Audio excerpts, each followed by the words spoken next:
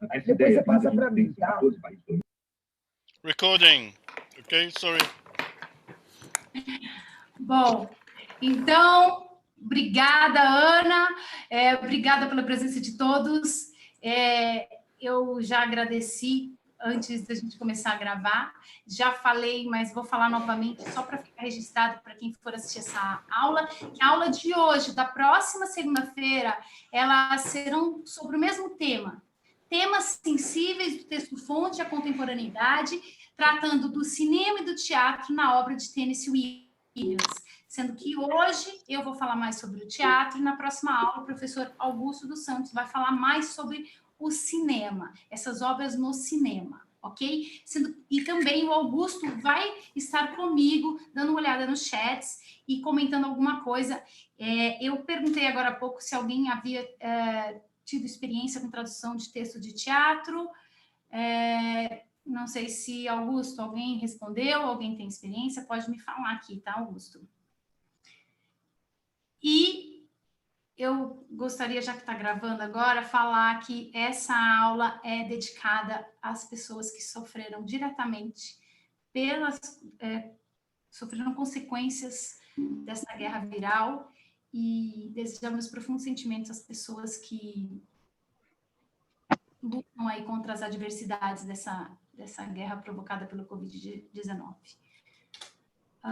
Bom, já falamos de manter os microfones desligados, eu vi que todos mantiveram. Reforço que nós temos webinars acontecendo, que são incríveis, assistam.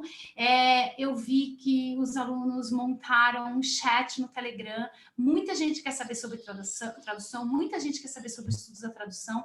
A gente tem muita coisa bacana acontecendo no nosso YouTube, podem olhar também no nosso Instagram. E se preparem que nós teremos agora o quarto J. Espero que eu não esteja errada. Quarto J, né, Silvia? E não esteja errada quanto à edição do J. O quarto J será feito em São José do Rio Preto no final do ano. Isso.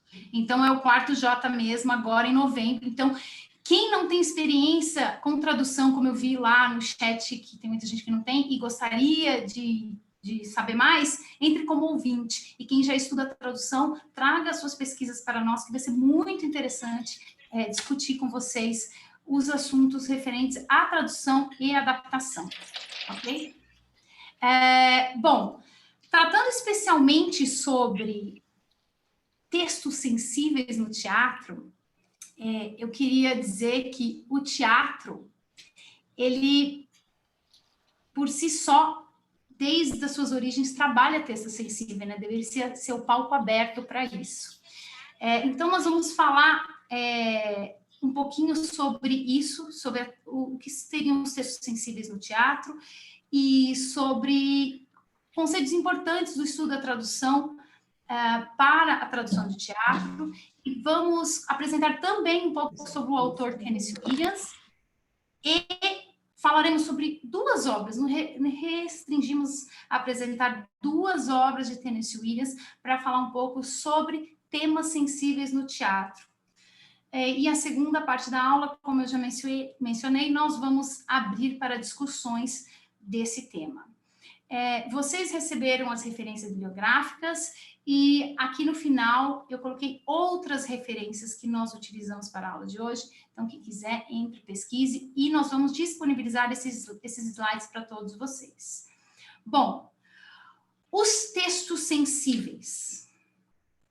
Como eu disse, a arte, ela sempre foi uma porta aberta para tratar de temas sensíveis. Porque no teatro, quando a gente vai ao teatro, a gente já sabe que a gente está indo assistir uma ficção, é uma história contada, que ali é uma caixa preta onde tudo pode acontecer. Estamos mudando um pouco esse formato agora, né? Não só por conta do Covid-19, que está todo mundo em casa, assistindo tudo online, muito antes disso.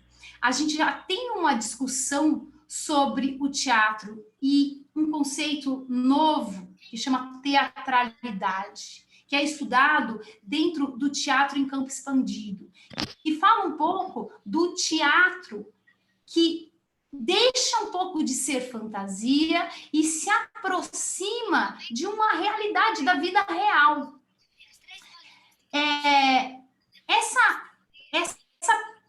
Gente, tem alguém com o microfone ligado e a gente está tendo uma interferência. Essa aproximação tira um pouco essa ideia de que a pessoa está indo assistir uma ficção. E isso pode promover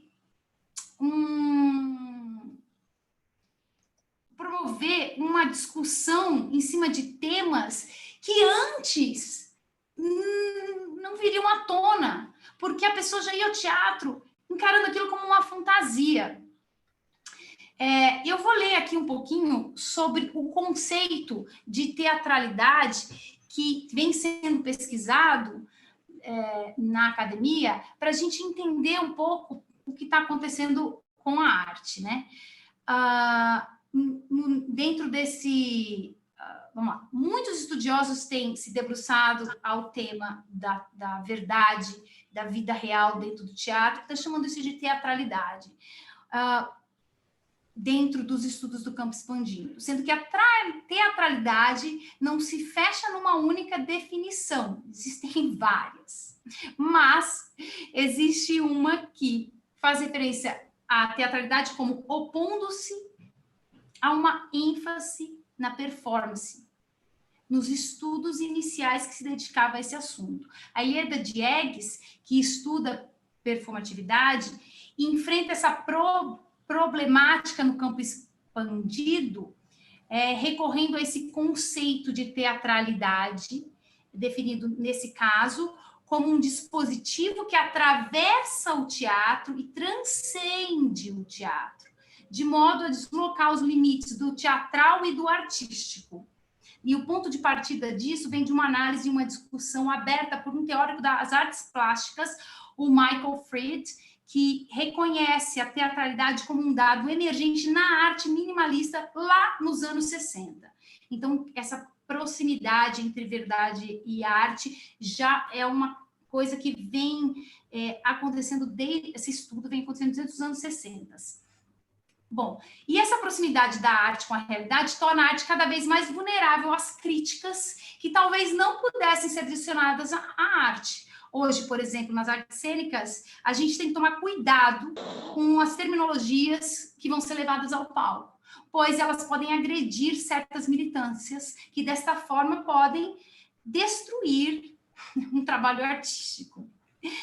A título de exemplo, a gente tem a peça A Mulher do Trem, do grupo teatral Os Fofos em Cena, que utilizou blackface como um recurso cênico, que, segundo o diretor do grupo,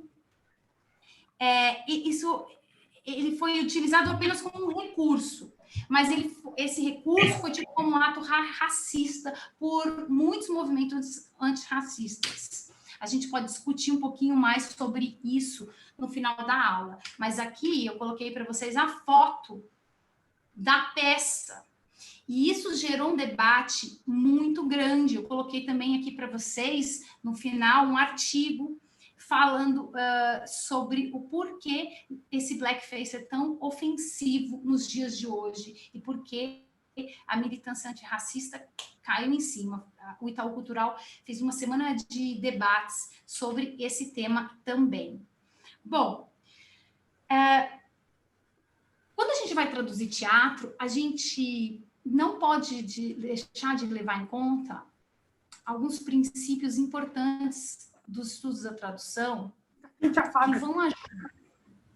que vão ajudar a gente a detectar um tema sensível. E, mais do que isso, se este tema é sensível para o que eu vou dizer agora, para quem se destina esse texto que está sendo traduzido. Então, isso é um princípio muito importante. A gente precisa ver para quem se destina esse texto. A gente precisa ver onde ele vai ser apresentado e quando ele vai ser apresentado. Eu discuto isso mais a fundo na minha dissertação de mestrado, que expõe o processo de tradução de peças de teatro que o Grupo Tapa desenvolveu quando estava traduzindo Tennessee Williams. Inclusive, foi lá que eu e o Augusto começamos a nossa parceria em cima de estudos da tradução de textos teatrais. E a partir disso saiu essa minha dissertação de mestrado, e em seguida a dissertação dele, que fala da tradução no cinema de Tennessee Williams, e por isso a gente se juntou e estamos aqui hoje. E se você sabe para quem você destina o seu texto, você já pode identificar com mais facilidade qual será o tema sensível para aquele público, né? Aqui, esse exemplo que eu dei, da mulher do trem, não é uma tradução, porque é um texto brasileiro, mas se o grupo tivesse analisado para quem estava fazendo aquele texto e onde ele estava indo apresentar, talvez ele tivesse repensado, porque é evidente que as militâncias antirracistas hoje têm sido bem enfáticas, né? E têm lutado para que o negro esteja no palco e não seja representado. Então, talvez isso tivesse mudado o trabalho deles.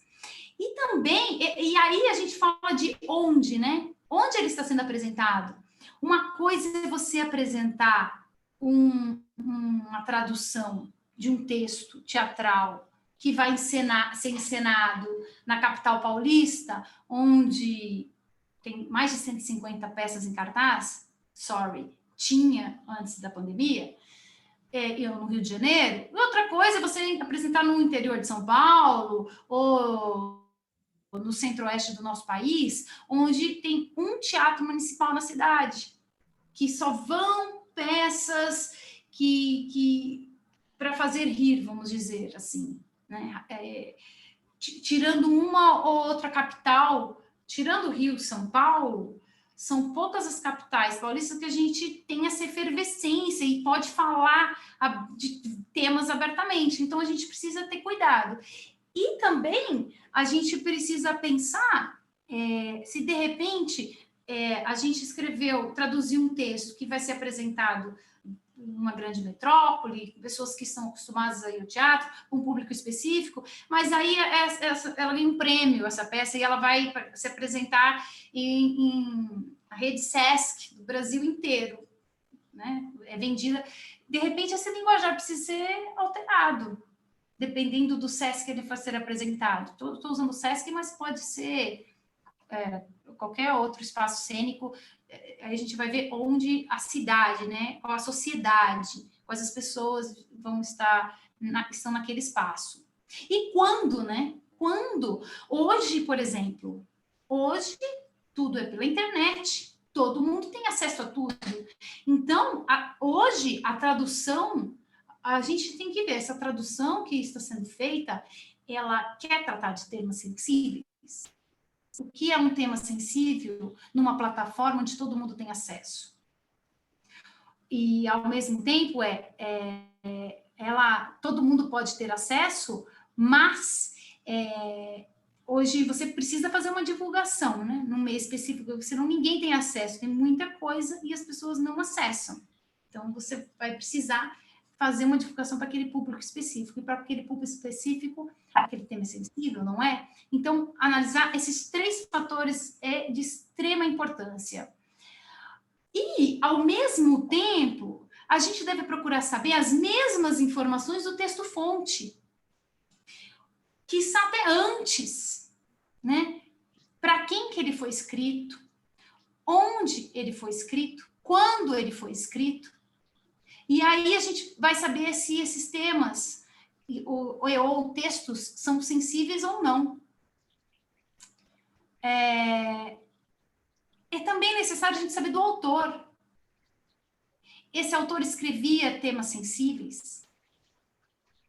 Ele foi um grande produtor de temas sensíveis? Aí a gente entra no Tennessee Williams, porque aí vocês falam, tá, mas e o que é o tema sensível, né?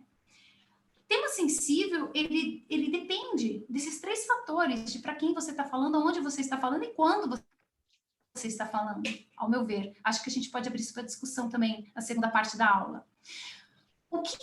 Aí eu vou falar um pouquinho para vocês quem era Tennessee Williams, e aí vocês vão entender o que eram os temas sensíveis para ele. O Tennessee Williams, ele foi um homossexual nos anos 50 nos Estados Unidos. Ele fez sucesso nos anos 50 nos Estados Unidos. A carreira dele foi marcada especialmente pelo sucesso na sua escrita dramatúrgica, mas ele também escreveu bastante contos. Contos, inclusive.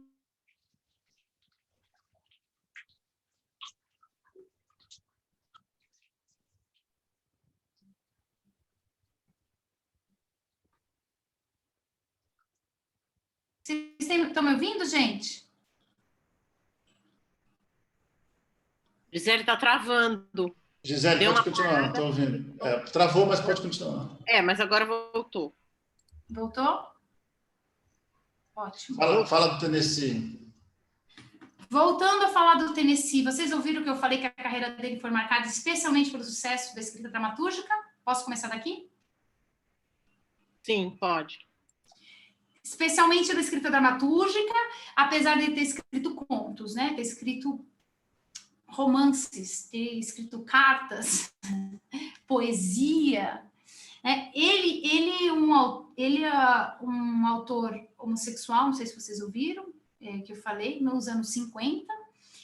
E vocês podem achar sobre a vida dele facilmente na internet, né? Dá um Google, tem muito material sobre ele. Vocês vão ver que ele tinha muito conhecimento. Ele teve um problema de saúde na adolescência e ele tinha um avô que tinha uma biblioteca com temas muito variados. E ele passou muito tempo dentro dessa biblioteca e leu muita coisa na adolescência. E isso tudo serviu de material para ele. Então, a obra dele faz várias relações em vários universos, vários assuntos. Ele se destacou na Broadway com peças em 3 atos, tratadas por ele, quando eu falo tratadas, modificadas por ele, para acompanhar os padrões estéticos daquele contexto comercial. Todo mundo sabe, né? Que a Broadway é totalmente comercial. Além disso, muitas das peças em 3 atos dele foram adaptadas para o cinema clássico hollywoodiano. Então, vocês, como eu disse, ele é um autor que fez muito sucesso, e eu não falei, mas já vou falar agora, ele tratava de temas sensíveis para a época, mas ele fez sucesso maquiando esses temas sensíveis. Essa aqui Glass Menagerie foi a peça que ele estreou na Broadway. Também ele fez Cat on the Hot Tin Roof. E aqui está The Streetcar Named Desire.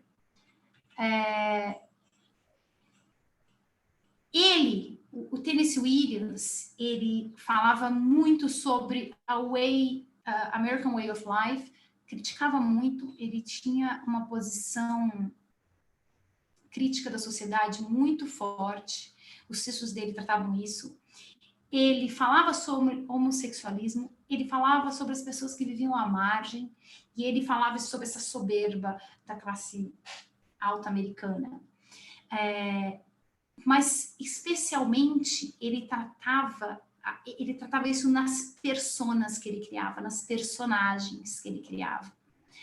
Eu vou ler daqui a pouco um texto falando um pouco mais sobre isso, mas para vocês entenderem essa figura, esse autor, eu vou apresentar um vídeo curto de um que vai ser muito bacana a gente ver assim como a câmera era uma sensação quando ela aparecia no momento. Hoje em dia é uma coisa corriqueira, se alguém estiver filmando alguma coisa a gente nem liga.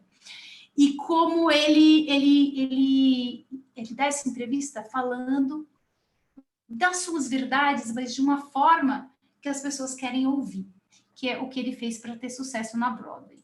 Deixa eu colocar um play aqui. Me falem se vocês estão ouvindo, por favor. Eu queria fazer uma rápida correção, ainda mais online. Claro. Não existe homossexualismo, é homossexualidade, tá? Homossexualismo é uma palavra bem chata. exatamente, o Wilker está falando. Pode falar. Abre, pode falar. Pode me corrigir, Silvia, o que ele falou?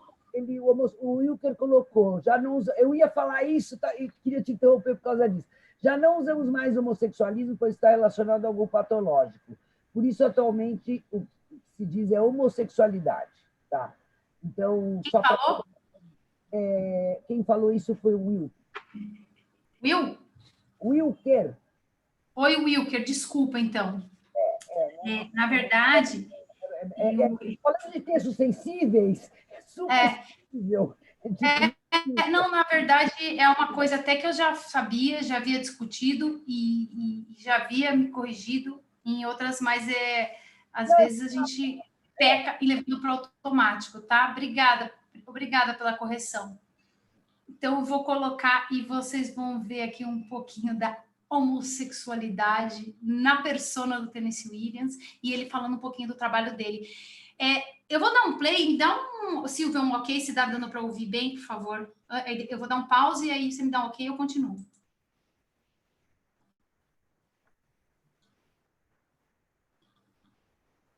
We're just in time right now to catch Tennessee Williams. Tá dando para ouvir bem? Sim. Tá ótimo. Sim.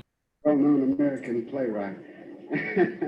How are you, Tennessee? I wonder if I could chat a little bit with you. I don't know too much about this current trip, but usually you're going to Italy, and you seem to like that area over there for writing. Is this going to be a writing trip?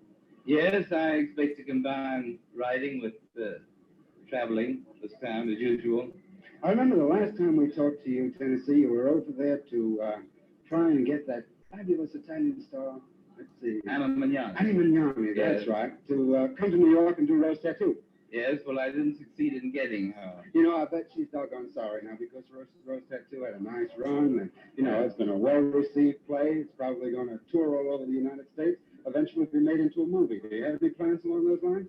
Yes, well, eventually there will be a film. Right now, I'm interested chiefly in getting and lining up European productions for it.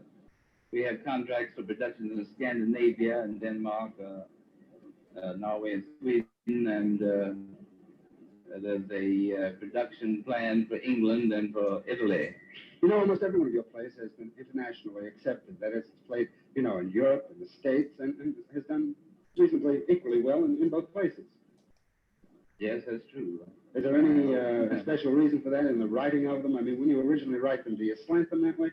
Well, there's a tremendous interest now in American drama. I think the war put a crimp on the European theater, and right now it's being fed predominantly, that is outside of England, it's being fed predominantly by American theater. Of course, it's going to revive again as soon as social conditions over there become more settled, I think.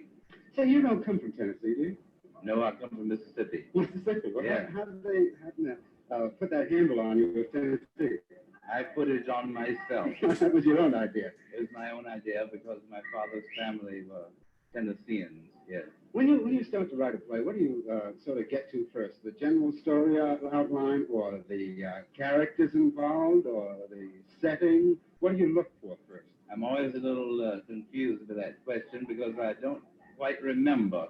Usually my long plays grow out of short plays, and usually the short plays grow out of short stories. In other words, then the ideas probably come first, the characters second, locale third. I'm not sure whether it's the character that comes first. Certainly it's the character that's most important to me, more important to me than the story. I find it really difficult to write in a place like New York City as compared to, say, the leisure of Lake Como or Lake Maggiore or a place like that. Yes, I find New York the most difficult place to work. Certainly any place where you have more leisure, like Rome, or Lake Como, as you mentioned, or the mountains of Austria are much better for writing. Bob Sherwood once told me that the proximity of the telephone was his greatest problem in writing. I find that to be, yes, because I can't resist answering it. And the friends keep calling. Tennessee, thanks an awful lot for chatting with us. It's certainly nice to meet you again. We seem to have you quite a bit on the ships, but then being a writer, you have to be a veteran traveler. Have a good trip this time. All right, bye. And so, friends, we come to the end of your Ship's Reporter program for today.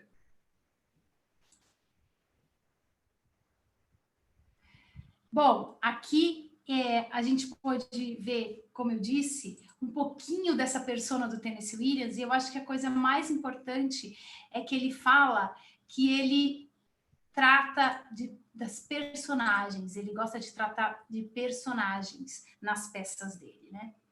Eu estou tentando voltar aqui para os meus slides, mas deu uma travadinha. Vocês estão me ouvindo? Ouvindo sim, mas tira o vídeo, tira o vídeo. Ouvindo você sim, tira o vídeo. E volta. Isso, e volta para o. Não.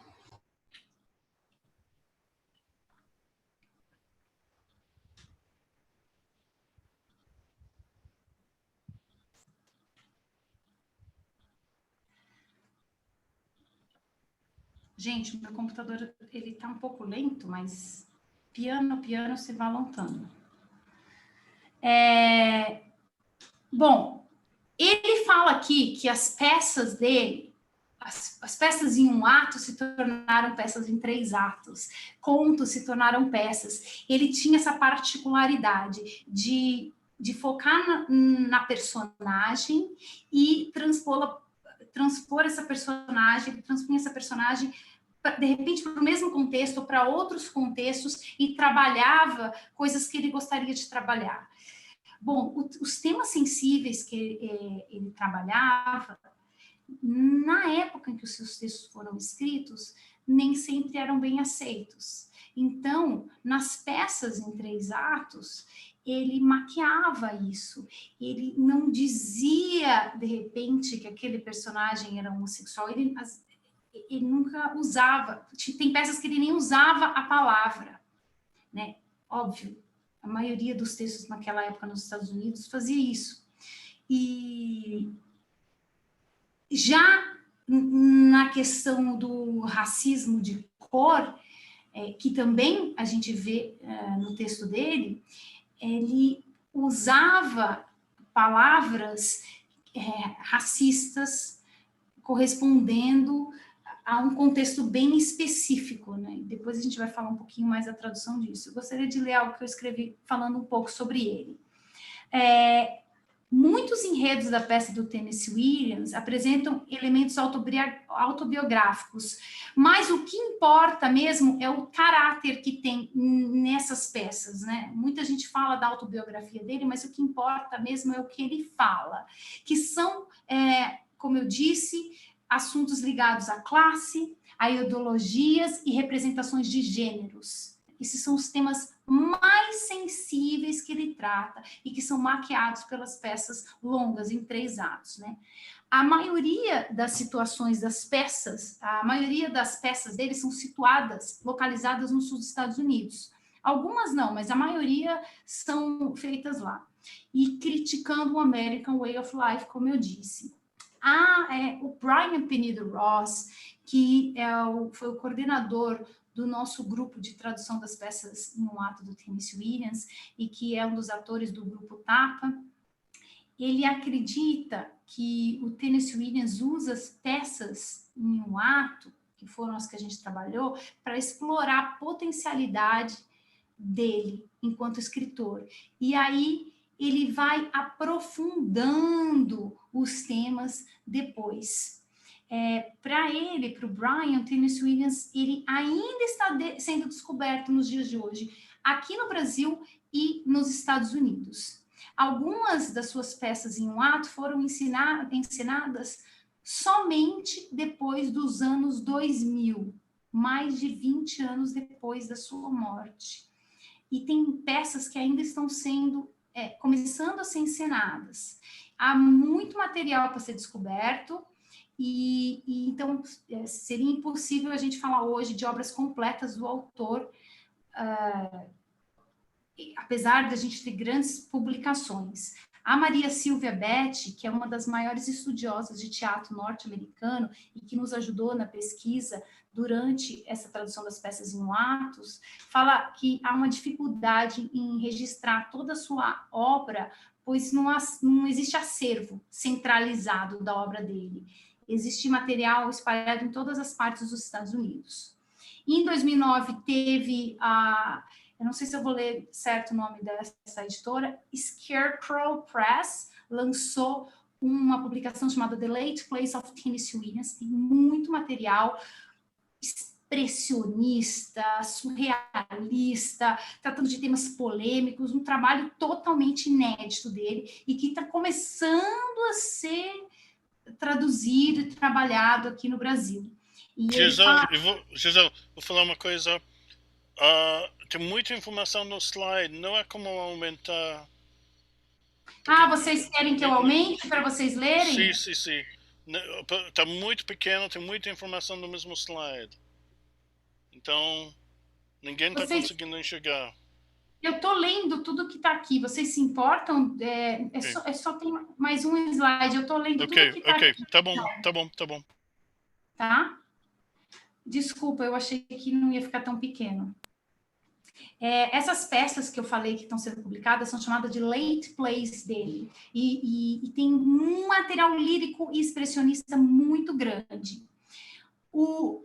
Bem, apesar desse material e apesar desses temas sensíveis, o grande público brasileiro conhece o Tennessee Williams ainda devido àqueles filmes que foram feitos na década de 50, da época de ouro do cinema hollywoodiano, onde estrelou Marlon Brando e a Vivian Leigh.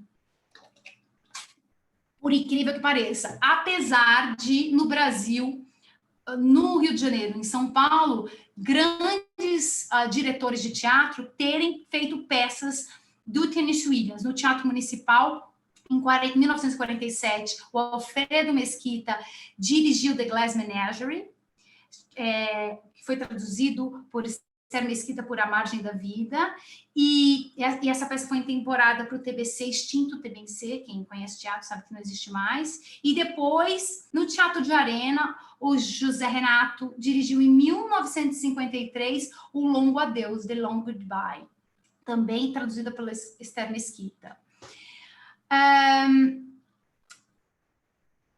Apesar do Tennessee Williams ter chegado com muita força, quase que ao mesmo tempo que chegou na Broadway, aqui no Brasil, os estudos sobre a sua obra são bem discretos ainda, se comparado com outros autores.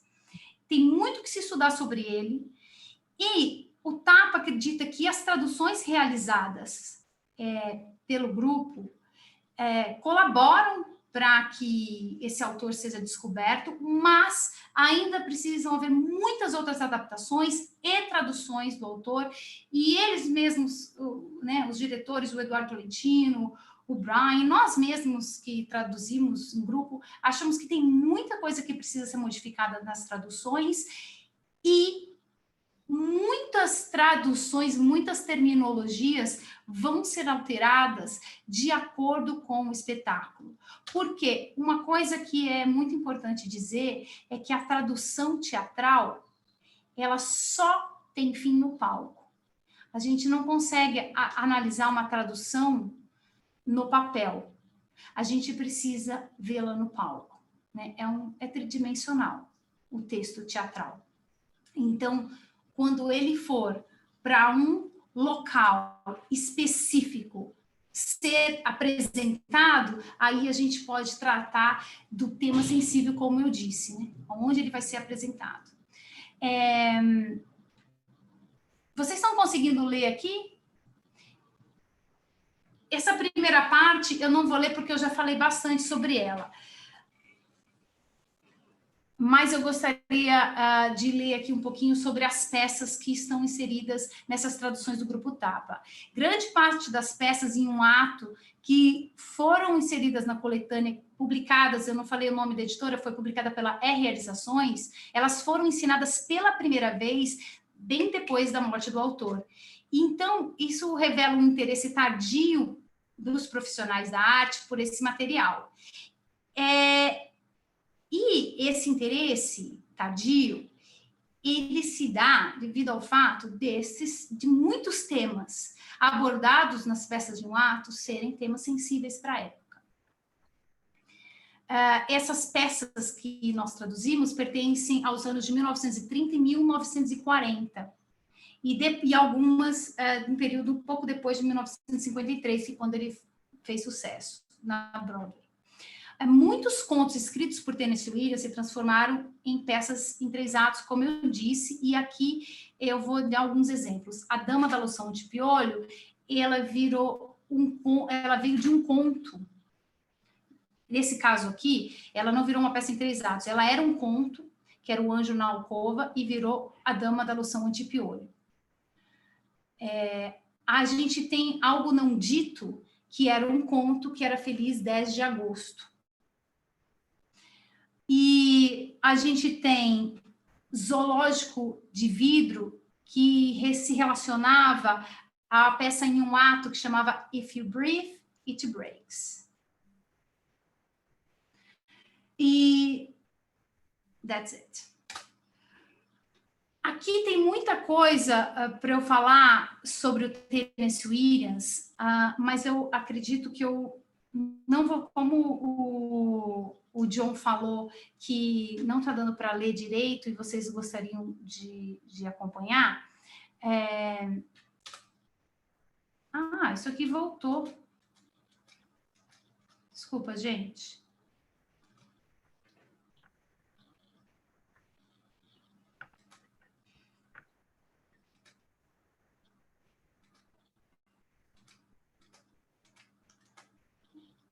Estou procurando um slide aqui que sumiu, tá?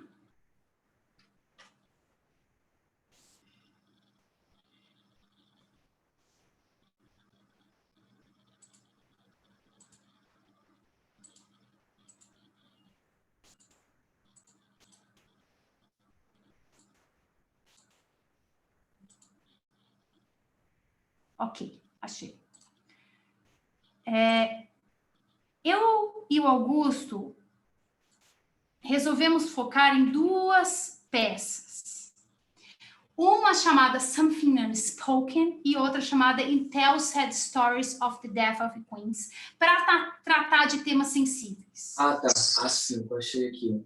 A referência assim deve estar lá embaixo, né? Não, tá em cima. Oi? Você falou comigo? Quem falou? Não, eu acho que era microfone ligado, não tenho certeza. Gente, por favor, os microfones. Something Unspoken foi uma peça que foi ensinada pela primeira vez em 1993, ou por volta disso. Bem depois da morte do autor. Ele morreu por volta de 1980, se não me engano, 1982. And Tell Sad Stories About the Death of the Queens, provavelmente depois dos anos 2000. Something Unspoken fala de uma relação homossexual entre 2 mulheres. São 2 mulheres que estão em casa, no sul dos Estados Unidos, e elas moram juntas há mais de 15 anos. Elas têm também uma diferença de 15 anos de idade entre uma e outra. Uma passa pela secretária da outra. A secretária, subalterna, uma mulher de uma classe social menor, não tem dinheiro. E a mais velha tem dinheiro, Cornelia Scott. E durante esse enredo, trata-se desse unspoken, do que não é dito, que é a relação homossexual delas. Elas são a todo momento atrapalhadas numa DR que elas estão tendo pelo telefone, porque está acontecendo umas eleições das filhas da Confederação, onde a Cornélia se candidatou à presidência. E ela toda hora interage nesse telefone. A peça, em um ato, ela não tem um desfecho, ela não tem aqueles momentos de altos e baixos até um desfecho que a gente vê na peça em 3 atos. Ela é uma peça sucinta, ela vai direto ao ponto, e ela não fala o que não é dito, não é o Something Unspoken, que é não dito, não é dito em momento nenhum, ele está nas entrelinhas. A gente não tem nenhuma terminologia nessa peça que seria sensível, mas para a época, esse era um tema sensível. Hoje, esse não é um tema sensível, dependendo de onde essa peça for apresentada no Brasil. Eu estava montando essa peça com uma colega e a gente mudou algumas terminologias, sim, porque algumas terminologias nos pareceram sensíveis para o momento. Depois eu vou mostrar para vocês um trechinho dessa peça. In Tell Sad Stories About the Death of Queens foi traduzida por E Contar Histórias Tristes da Morte das Bonecas. Bonecas. A gente pode falar na segunda parte da aula essa tradução de Queens por bonecas, né? Porque é a escolha do grupo em realizar essa tradução. Fala de o personagem principal é me corrijam se estiver errada, transgênero. É uma mulher transgênero. Na época, a época era chamada de travesti. Tennessee Williams coloca a personagem como uma travesti. E ela mora num bairro, uma região portuária, no bairro francês de New Orleans, e ela vai para um bar desses de Porto e traz um marinheiro para casa. E tem toda a cena, é uma sedução entre os dois. E ele parece não saber que ela é travesti. E assim, mas fica meio dúbio assim, se ele sabe ou não. Parece que ele sabe, mas finge que não sabe. E ela quer falar abertamente sobre isso. E ele se torna muito violento. E ele vai e volta da casa dela, sempre tirando coisas dela, querendo tirar dinheiro dela, porque ela é bem sucedida, ela é um designer. E a gente vê uma cena, a peça termina com uma cena de violência, ele agredindo ela. E até os vizinhos, ela tem uns inquilinos no prédio onde ela mora, eles descem preocupados, parece que ela morreu.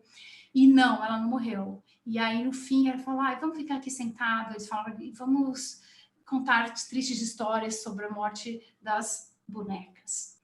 Né? E aí, o tema sensível para hoje, né, talvez seria colocar uma cena de violência contra um transexual, né, na peça. Talvez seria um tema bem sensível, né? Nos dias de hoje, a gente vai discutir sobre isso. Então, como traduzir isso? E as próprias terminologias, né? Como se traduzisse Queens? Essa foi uma escolha do diretor da peça, do Eduardo Solentino, traduzir por bonecas, por uma referência que ele tinha do próprios anos 60, 70, no Rio de Janeiro. Eu e o Augusto vamos falar um pouquinho mais para frente sobre isso. Eu quero mostrar para vocês aqui uma matéria que fala de 2019, se eu não me engano, falando que essas duas peças são peças que são raramente montadas até hoje, tá? Vamos falar sobre esses temas sensíveis. E eu quero mostrar aqui para vocês, se vocês tiverem oportunidade depois, tentarem isso aqui, 2021, uma peça online de Something Unspoken. Olhem o cartaz da peça. Incrível, né? Eu tentei buscar aqui, mas eu não consegui. Não deu, disse que está indisponível, uma pena. E antes de entrar, eu quero mostrar um pouquinho, eu não tenho nenhum material das bonecas, Tell Sad Story About the Death of Queens, mas eu quero mostrar para vocês aqui um pedacinho da peça Something Unspoken, que foi traduzido pelo Grupo Tapa como Algo Não Dito, para vocês ouvirem como ficou esse texto e como ficou essa relação não dita. Enquanto eu carrego aqui, eu quero dizer que essa peça fala de muitas coisas não ditas, né? Para além de uma relação sexual. Então, pode ser tratada como um tema sensível hoje em dia, sim.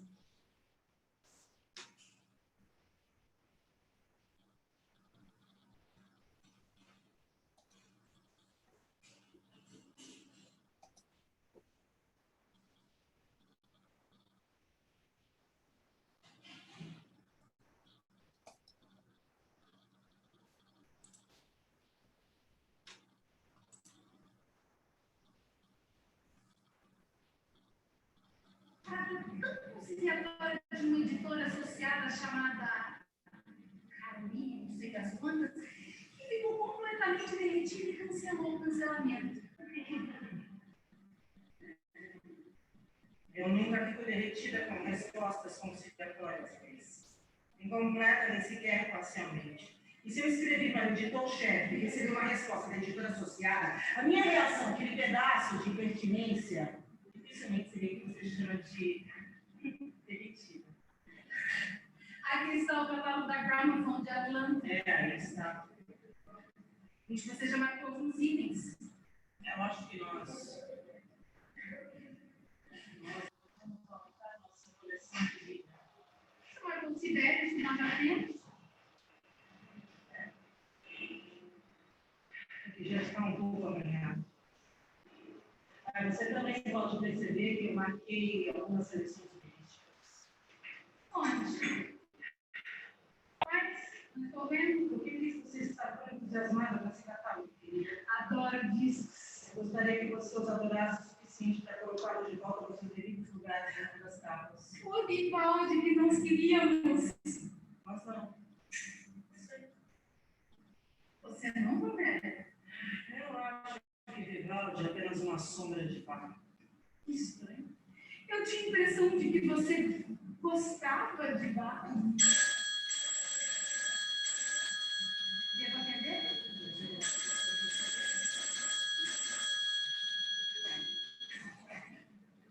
Residência de Miss Scott? Não é a Cornélia. Mas a Cornélia está bem aqui ao meu lado. Esmeralda Holmes. Só seja a ligação dela.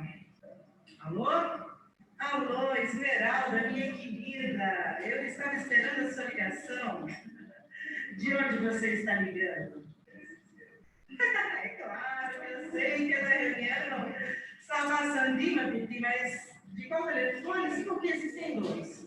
O do hall de entrada ou aquele do lado das damas, onde elas provavelmente estarão tirando os casacos. No de baixo, não suponho que nesse momento todas as filhas estejam reunidas. Querida, agora suba e me ligue de lá para conversarmos com um pouco mais de privacidade, sim? Bom, esse é um pedacinho para a gente ver, é uma leitura dramática, não é a peça montada. Então, agora eu gostaria de abrir para vocês, para a gente discutir um pouquinho sobre esses temas sensíveis. Augusto. Gisele, tira o vídeo, apaga o vídeo, tira o vídeo. Nossa. Entrou algum som aí. Aí. E libera a tela para entrar os rostos das pessoas. Tá bom. As faces.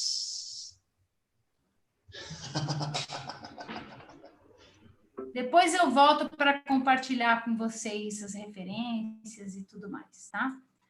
Eu volto com a apresentação. Bom, Augusto, vamos levantar essa questão. A parada é a seguinte, né? Eu queria começar a falar assim, rapidinho que eu vou falar, é A Mulher do Trem. O grupo de São Paulo, chama-se Os Fofos em Cena, eles fizeram uma peça chamada A Mulher do Trem, que é uma peça do século XIX. E eu não sei se a peça tinha um personagem fazendo blackface ou se eles tinham o hábito de usar blackface. Mas essa peça do século XIX é teatro de circo, porque o pai do diretor, fazia teatro de circo. Aí o que aconteceu? Eles fizeram a peça e fizeram com blackface. Então tem duas personagens fazendo blackface. E aí apresentaram no Centro Cultural Itaú, no Itaú Cultural, em 2015. Aí a militância foi lá e questionou, o movimento antirracista foi lá e questionou, dizendo que era racismo. O que acontece é que o blackface era usado para ridicularizar os negros, né? E ele vem... A questão é tão complexa, mas você colocou bem, que é para que você está fazendo, né? Vamos imaginar, então, que a montagem de uma peça seja uma tradução intersemiótica. A gente também tem que falar isso. A montagem de uma peça é também uma tradução, porque é uma tradução intersemiótica. Sai de texto e vira um amálgama lá de um ensemble lá de sangue, carne e suor lá em cima do palco. Então, é uma tradução, partindo desse princípio. E aí nós tínhamos antes, então, brancos fazendo negros, exemplo de Otelo, que pintavam o rosto ou o corpo todo, e tínhamos também homens fazendo mulheres, também Shakespeare, mas isso era outra época. Agora a militância diz, não, nós estamos ofendidos, então isso é racismo. Então. O que ocorre, que eu acho que é o importante, o que ocorre que é importante e que tem relevância com a nossa discussão é que a discussão, de tudo que eu acompanhei, a discussão não prosperou. Foi assim, a militância diz, tira e pronto, e o menino tirou. Qual é o nome dele? Eu esqueci o nome dele. Enfim, eu conheço ele. O diretor tirou e pronto. E aquilo virou uma guerra, mas não se chegou a nenhum lugar. E de lá para cá, houve um recuo. Essa é uma questão importante para a nossa discussão aqui. De lá para cá, houve um recuo. Então, nós não estamos mais fazendo e nem caminhando lado a lado com a discussão da temática de determinados assuntos que são sensíveis. Nós temos um problema sério com Anjo Negro, temos que falar isso. Anjo Negro, do Nelson Rodrigues, está quase uma peça proibida, porque ele comete um crime. Ele é um negro e ele comete um crime. A militância diz, isso é racismo. Por que você está colocando um negro que comete um crime? E esse crime que ele comete? Essa peça tá. Então, eu não sei como é que resolve essa questão. O momento é delicado, bastante delicado, e eu acho que deveria haver mais discussões. Eu estou adorando esse seminário e essa coisa aqui, para que essas discussões... Eu não sei, agora aqui, porque a minha questão é, quando termina a ofensa a uma militância, a um grupo, e quando começa a censura? Aonde que está esse limite? Sim. Essa é uma questão. É uma questão importante, que é aquela linha fina também da arte e a vida real, que a gente estava falando, a proximidade. Tem uma pessoa que quer fazer um comentário, tá? É a Gabriela. Gabriela, deixa eu só ler aqui os comentários das pessoas. Não, peraí, deixa eu concluir em relação ao que você falou. Tem a ver com o que você está falando. Tá bom, a pessoa pode falar. Que a pessoa falou que eles não usavam o blackface aqui. Senão a gente perde os comentários, né? Eles não têm o hábito, foi a Ana Fagundes, que o grupo não tinha o hábito de usar o blackface. Era um grupo que faz montagens com críticas profundas. Segundo eles, o blackface tinha sentido dentro da peça como linguagem, mas, como você colocou agora, o posicionamento deles não foi considerado. Eles foram taxados de racistas, tá? E aí acontece uma questão importantíssima, que é outro assunto que nós temos que trazer para o nosso debate aqui, dessas aulas todas, que é o cancelamento. A cultura do cancelamento. A cultura do cancelamento, ela coloca medo. O que o Itaú Cultural fez? Ele falou, vou tirar o meu da reta. Falou assim, como é que a gente resolve essa parada? A militância falou, aí já vem o medo do cancelamento. A marca Itaú Cultural, a marca do grupo de teatro, os fofos encenam, e aí chamaram para discussão. A militância foi redutiva e falou assim, não tem discussão. E ele argumentou isso. A gente faz isso e a intenção não é essa. Mas aí tem... E outra coisa, tem aquele texto que eu te passei, que você poderia disponibilizar para todos aqui, porque tem um texto que fala sobre discutir o assunto da mulher do trem, e uma outra pessoa que foi irredutível. Então, essas pessoas, todos nós aqui tínhamos que ter acesso a esses os dois textos. Publicado pelo Itaú Cultural, inclusive. Textos publicados pelo Itaú Cultural. Gabriela, você vai falar desse tema? Você quer falar? Tem muita coisa. Gostaria, por favor. Fale, Gabriela. Boa depois tarde. eu volto. Desculpa, deixa eu falar. Gente, depois eu vou voltar aqui. Tem umas coisas falando sobre travesti, lá do Tennessee Williams. Eu vou voltar nessas questões, tá? Daqui a pouco, gente. Pode falar, Gabriela. Boa tarde. Eu queria só somar uma reflexão que eu fiquei tendo aqui sobre como muitas vezes a questão da sensibilidade do texto não está tanto no texto em si, como na sensibilidade do olhar da época que está lendo. Eu acho que essa aula, para mim, foi muito clara em relação a isso, por temas sensíveis que foram tratados. Por exemplo, o uso da palavra homossexualismo e a própria forma como o Augusto te interrompeu, pediu para você fechar o vídeo de uma maneira que para mim foi muito ríspida e para mim foi muito sensível. Só exemplificações, não é uma crítica, obviamente, mas exemplificações sobre como esse lugar da sensibilidade está muito no espaço da recepção. E por isso que eu acredito que o texto do teatro ele é tão interessante para pensar isso, como ele é pensado dentro de um espaço de presença, né? Como ele é obrigatoriamente, ele é um texto pensado para a expectação. Um exemplo, desculpa se eu for muito longa, mas é porque são assuntos que me tocam diretamente. Gente, eu estou fazendo... Deixa eu fechar o microfone, porque a Gabriela... Ó, não está dando para ouvir a Gabriela. De acordo com o que ela achar mais necessário, troca um... Vamos... Licença, só uma pequena... Acho que ele cancelou.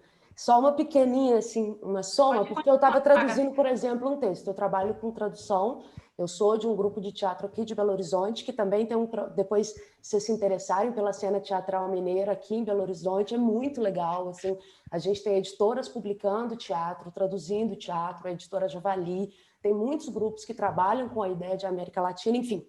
Mas eu estava traduzindo esse texto e eu caí com duas questões. Uma era a tradução de uma fala racista de um personagem que era racista.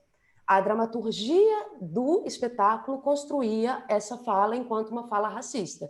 Então, eu tive que, entendendo o que é um texto argentino, então também existe o pensar o que significa o racismo na Argentina, direcionado às pessoas negras racializadas, e o que é o racismo aqui. Então, acredito que a gente também tem que balizar um pouco esses dois lugares na hora de fazer a tradução, mas eu elegi manter a fala racista. Só que aí teve um outro momento que era um texto que não tinha o foco, era um texto que falava, nós, mulheres, sangramos, se referindo à tradução, à menstruação. E aí, na hora de fazer a tradução, eu falei, cara, não é o foco, então eu posso fazer uma pequena adaptação e traduzir, nós com útero sangramos. Porque aí a gente colocaria dentro de um espaço de recepção contemporâneo, que incluiria, por exemplo, os homens trans, que é um lugar de visibilidade e que hoje, dentro do lugar de expectação, seria, eu acho, não perderia, não seria uma grande traição em relação, por exemplo, ao que o autor estava falando, sabe? Então, eu acho que a gente tem que pensar um pouco nisso. Qual é o personagem? Será que é o personagem que precisa de ter que a gente está representando um lugar social de racismo, ou é uma fala de um tempo? E se for essas falas de um tempo, eu acho que sim, a gente precisa pensar nelas. Enfim, desculpa, gente, eu acho que eu falei o que você colocou um posicionamento de você enquanto tradutora e levando em consideração vários fatores acerca do contexto da sua produção, né? Então, essas questões você está discutindo com o seu grupo de teatro? Sim, a gente discute, assim, porque a gente faz as traduções e depois monta. Então, aí a gente sempre pensa, aí tem eu que geralmente circulo, porque eu sou do espanhol, né? Aí eu geralmente faço a parte mais textual, só que a gente começa sempre a pensar o corpo na cena, o que seria esse texto encenado, né? E aí a gente precisa de pensar. E aí, tipo, o texto que a gente publica nem sempre é o texto que a gente encena, sabe?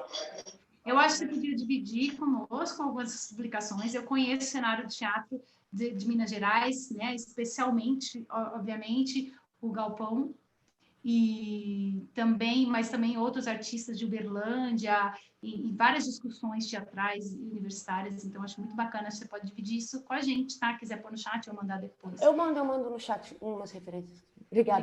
Gabriela. O povo continua aí com o nosso debate. A Érica Marques escreveu aqui, ó, eu não concordo com o cancelamento de textos que fazem essas temáticas que evidenciam o racismo, machismo, imperialismo e homofobia, etc. Muito pelo contrário, esses textos deveriam ser revistos com um olhar crítico. Érica, você quer falar sobre seu posicionamento? Boa tarde, Gisele. O meu posicionamento vem muito da pesquisa que eu trabalho. Eu trabalho a recepção crítica dos clássicos, eu trabalho com latim. E a minha tradução, ela tem essa ideia de ver as violências que estão por esse texto, que majoritariamente as traduções que a gente tem são brancas, machistas, feitas por homens, até mesmo no nosso cenário. E como eu sou uma mulher preta, periférica, e tem essas coisas que passam pela minha vida, eu preciso refletir isso no texto que eu traduzo. Então, não tem como eu traduzir, por exemplo, Guerreiras Amazonas como uma multidão de mulheres solteiras, como a tradição faz, no meu posicionamento. Eu preciso mostrar que isso está errado, eu preciso mostrar que essa tradição tradutória não fala o que o texto realmente quer dizer. E também não é questão de apagar por completo, foi o que eu disse, mas é mostrar que existiu, que hoje em dia a gente revive isso e às vezes a gente não vê com olhos de ver, que é aqueles olhos que realmente veem o que está ali, e é revisitar. A gente tem que entender por que isso aconteceu, por quem foram essas pessoas que traduziram, que levaram essas pessoas a traduzir dessa forma.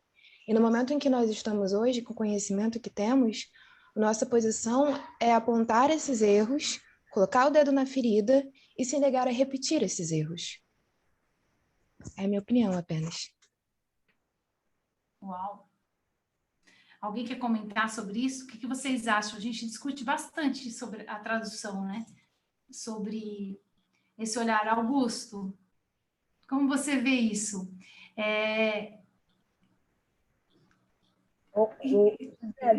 Uma coisa me lembrou muito que a Juliana falou no lançamento da revista, a gente tá o webinar lá no nosso playlist, quando ela explica, ela fala, a decisão é a parte da ideologia do adaptador ou do tradutor. E eu gostei muito da moça que falou agora. Gabriela. Isso, né? Não é a Gabriela, que falou depois dela agora, que falou agora. A Érica, desculpa. Foi a Érica. Ela falou... a Érica. Desculpa, Érica. Legal, Érica, porque é isso, a gente tem que se colocar. A gente tem que se colocar como mulher, como negra, como eu, no caso, sou imigrante, sou mais velha, entendeu? É legal isso, é muito legal. Só isso, desculpa, não quis atrapalhar. Mas tem essa discussão, gente, para quem não viu, sexta-feira passada a gente tem lá no lançamento da Traditerm J. Eu tenho um comentário sobre essa fala da Érica. Oi, Luísa, diga. Oi. Em alguns grupos de estudos sobre literatura com autoria de mulheres, principalmente de autoras esquecidas, a gente encontra textos extremamente polêmicos, com todo tipo de preconceito. E essas autoras foram esquecidas por um motivo ou por outro. A questão que a gente discute muito nesses grupos é como a pessoa responsável por esse texto, que está resgatando esse texto, seja quem está traduzindo, revisando, editando ou passando esse texto em sala de aula, por exemplo, vai conseguir lidar com as problemáticas que tem ali. Um exemplo que eu gosto de trazer é o livro Quarto de Giovanni, do James Baldwin, que é um livro sobre dois homens homossexuais, e ele teve uma tradução do Brasil, se não me engano, nos anos 60, 70, 80, que, na minha opinião, a tradução chega a ser homofóbica, por causa do quão ruim ela foi, por causa das palavras que o tradutor resolveu escolher para fazer o texto. E daí esse mesmo livro foi republicado agora, recentemente, e todo o clima do texto muda, por causa de como o tradutor decidiu lidar com literalmente as palavras que ele escolheu para a tradução. Eu não sou tradutora, eu sou revisora. Tradução no papel, você não viu esse é um texto que foi para o palco, não, né? Não, ele é um romance. Não chega a ser teatral. Só que o James Baldwin, muitos dos livros dele foram teatralizados ou encenados em filmes. Por isso eu te perguntei. Porque no palco aí tem um terceiro fator, né? Como ele seria a partir do olhar do diretor, a partir do olhar do grupo. como a Gabriela falou, né, que ela contextualiza, e a partir do lugar onde ele está sendo feito, quando ele está sendo feito, tudo isso, né, vai mudar. Mesmo uma tradução que talvez não corresponda, a tradução do papel, talvez tenha, não vou dizer pecado, mas não esteja de acordo com a realidade, represente a realidade, seja um tema sensível para a realidade, dá para mudar, né, no palco. Tem essa liberdade, a arte tem essa liberdade, né? Sim, só que a questão é como a gente está passando, como nós, profissionais, os diferentes profissionais envolvidos na publicação ou encenação de um texto, estão passando isso para um novo público que não é especializado. E por não ser especializado, vai ter problemas para entender o contexto em que a obra foi escrita e qual é o que é problemático ou o que deixou de ser problemático desde a publicação dessa obra, principalmente considerando casos como o Baldwin, em que ele já está morto. Morreu muito cedo, inclusive, e não se sabe hoje que ele foi uma pessoa extremamente importante e relevante no movimento negro dos anos 60 e 70. Acho que até aí. A questão que eu quero trazer... Desculpa, que tem um comentário, eu não sei, é do Angeloni ou da Angeloni, eu não sei, que tá H. Angeloni, que eu também acredito que tinha que ser contextualizado, não dá para simplesmente cancelar e acabou, né? Sim. É a opinião dele. Contextualizar é importante, né? Só que aí entra o problema de como que a pessoa vai estar lidando com isso. Como quem está disponibilizando esse texto está lidando com as problemáticas do texto para poder passar para o público não especializado, que é uma maioria gritante, para como esse público vai absorver aquele texto. Daí a gente vê publicações do século XIX, século XVIII, até início do século XX, que estão sendo resgatadas agora, e as editoras trazem no livro, até antes do início do livro, da história, artigos e comentários sobre as problematizações daquela obra, sobre o contexto do autor e o contexto em que a obra se deu. Essa é uma questão que eu gosto de frisar. Como quem está passando esse livro consegue passar ele, a habilidade de se passar ele. Por que a gente tem que rever Machado de Assis? Machado de Assis não, desculpa. O Monteiro Lobato. Passar, que você fala, o que você quer dizer com passar? Entregar ele para a população geral. Seja publicar, seja encenar, como que a gente vai disponibilizar esse texto para o público não especializado? Porque nós estamos aqui, entre acadêmicos, um público relativamente especializado, porque eu mesma não estudo tradução, então eu não me considero especializada em tradução, e a gente consegue entender as nuances disso. Só que ir para o público não especializado, que é a maioria que vai receber essa obra. E aí, alguém colocou aqui notas de rodapé. Sim, nota de rodapé é outra boa, na página da obra, não no final. É desnecessário, é ridículo colocar nota de rodapé no final do livro. Eu só trago esses detalhezinhos prefácio também, Raíssa, assim, porque são outros aspectos do ato de uma publicação que podem não estar diretamente relacionadas à peça encenada, mas há outros meios em que essa peça é passada para frente. A Érica disse que quer acrescentar algo, eu encerro aqui, obrigada por vir. Eu também gostaria de falar alguma coisa, tá? Tá, eu vi, Giane, eu já vou ler aqui o que você escreveu, aí você começa a falar, deixa a Érica acrescentar, então. Eu também bem queria comentar alguma coisa. Porque você falou sobre a questão da nota de rodapé, e as meninas também falaram, mas eu trabalho tanto com os estudos críticos da recepção dos clássicos, quanto os estudos feministas da tradução.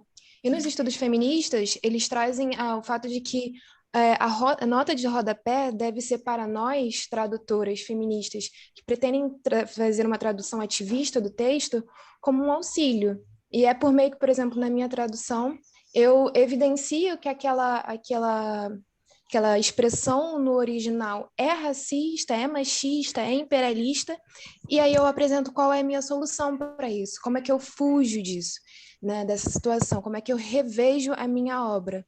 Então, e tem até autoras brasileiras que falam isso, depois eu até posso colocar no nosso chat. Então, notas de rodapé, e sobre isso também, eu já vi uma peça de teatro com nota de rodapé, que era um personagem que ficava andando pelo teatro, e aí, em alguns momentos da peça, ele levantava a mão e aí explicava com uma nota de rodapé.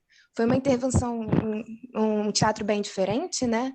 E não tão conhecido, mas foi uma experiência muito interessante de você repensar o teatro, né? Realmente interessantíssimo, né? O Tennessee Williams era um que as rubricas dele eram indicações perfeitas do que ele queria, né?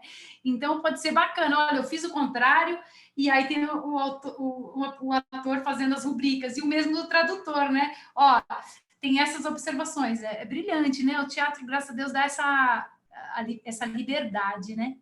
Bacana. Obrigada, Érica. Você quer falar mais alguma coisa? Acho que não, né?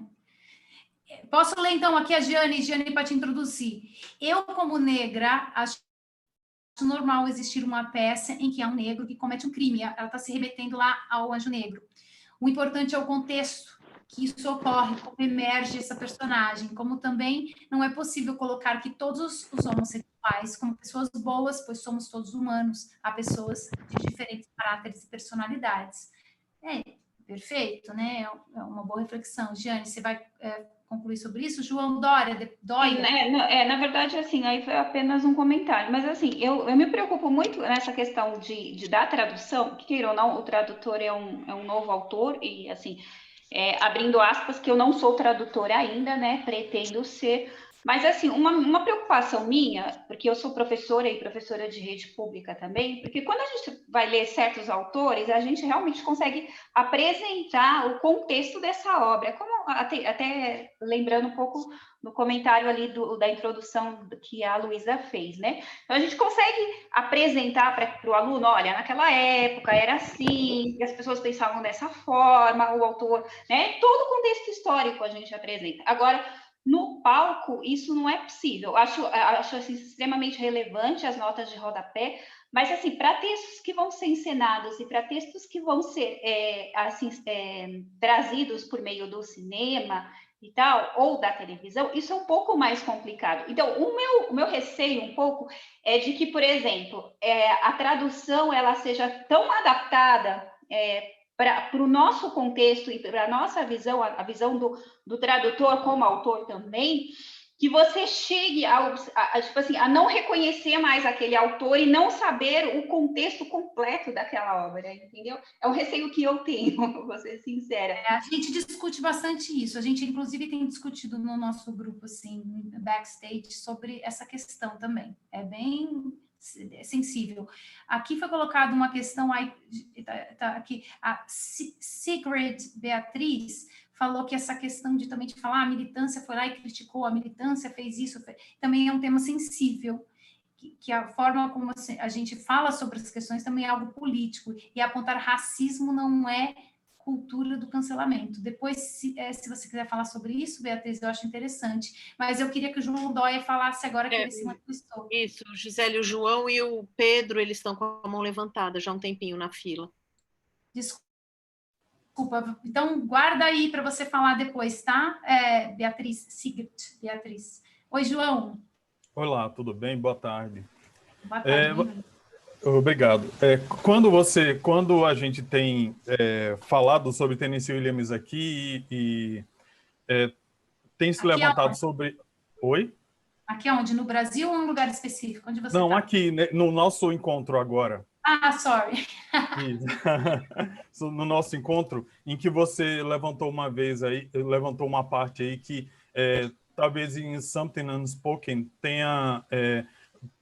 parece que você me deu a impressão de que não via algo, o surgimento de algo que seja sensível.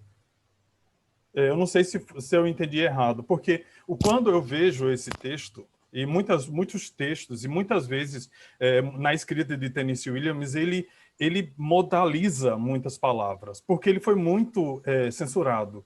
Então, quando ele escrevia, e toda vez quando ele escrevia sobre temas sensíveis, e exatamente ele colocava muitas informações nas entrelinhas. nos contos e principalmente nas peças, quando se tratava exatamente sobre a homossexualidade. Então, eu acho que já para que se a gente começar a pensar no que se foi escrito naquela época, ele já tocava nesse, às vezes ele tangenciava esses temas, mas às vezes ele ia direto ao ponto, só que ele usava sempre de uma linguagem poética, como você já conhece, como você até comentou, muito bem comentou aqui também conosco. Então, eu acho que só o fato, nessa história, dele trazer essa relação homoafetiva já era um ponto sensível nessa história. Era só isso que eu queria dizer. Obrigado. João, eu estudei bastante Algo Não Dito, amo, essa é uma das minhas peças preferidas, continuo um eterno estudo. Eu queria abrir justamente essa discussão sobre o que vocês acham seria um tema sensível ou não, e quais os outros temas sensíveis que a gente teria nessa peça. E é absolutamente cheio de entrelinhas esse texto. As entrelinhas são as coisas mais lindas desse texto e mais poéticas. Concordo com você. Eu falo bastante dele depois, se você quiser.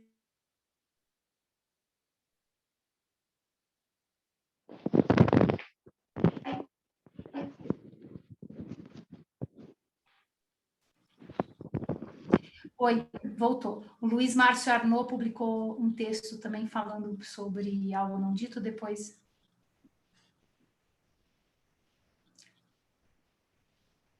Eu posso passar para você ler, mas você pode dar uma olhadinha lá na dissertação. A gente pode conversar mais sobre também, tá bom? Mas muito obrigada pelas suas observações, bem relevantes, obrigada.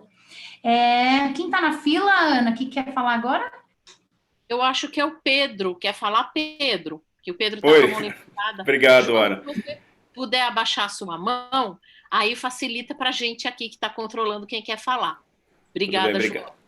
Bem-vindo, Pedro. Obrigado, Ana. Vai ser um pouco repetitivo, mas eu acho que vale, né,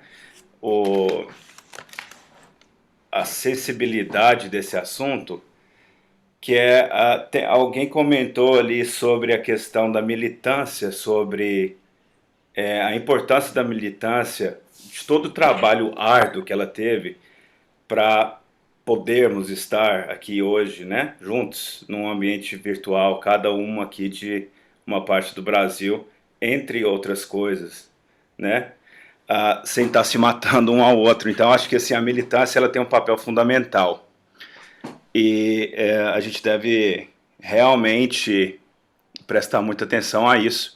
E assim, na minha opinião, muito generalizada, o lugar de racista é na cadeia, e ponto final. Sobre essa questão de adaptação de textos, acho que tem muito a ver também com a preparação que a gente dá aos professores de hoje, e também, claramente, a remuneração que esses professores têm. A maioria desses professores também que trabalham, que passam esses materiais para o ensino básico, eles não têm a preparação sólida, né? Uma inspiração, às vezes eles estão ali só por aquele salário, pelo trabalho de ser um empregado ali, e eles não estão preocupados com a própria evolução deles. Então, acho que isso faz parte do impacto que a escola hoje causa, né? O grande mercado das escolas hoje causa nos seus próprios professores. Okay? Era só isso. Pedro, obrigada. Eu acho que essa discussão que a gente está tendo sobre temas sensíveis é justamente para a gente olhar um olhar de pesquisadores e pensando em soluções ou aberturas, né, novas questões para a gente tentar lidar com isso. Essa questão do professor é importantíssima, né? Como ele vai levar o tema, como ele vai abordar, e especialmente na escola pública, assim, é inegável, né? Essa preocupação, porque chega ao grande público, né? É lá que são as pessoas que a massa da população que vai estar falando como chega esse assunto, como chega essa nova tradução que não viu aspectos do passado. eu concordo com você que o lugar de um racista não é na sociedade. E essa é uma mudança que não acontece do dia para a noite, né? A gente precisa, aos poucos, ir levando em conta o que cada área, a contribuição de cada área para isso, né? Como cada área contribui para isso. É um trabalho de formiguinha, né?